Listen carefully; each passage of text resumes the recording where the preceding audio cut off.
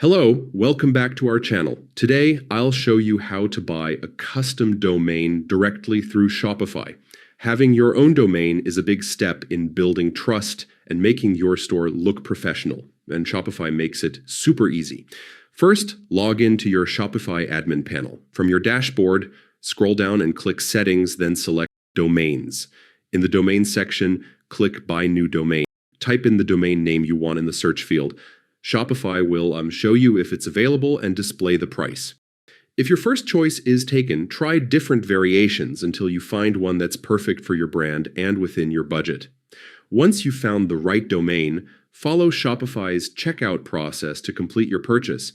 Your new domain will be connected to your store automatically, so you're ready to go. And that's it. You've successfully purchased a custom Shopify domain and made your store look more professional. If this guide helped you, don't forget to like the video and subscribe for more Shopify tips.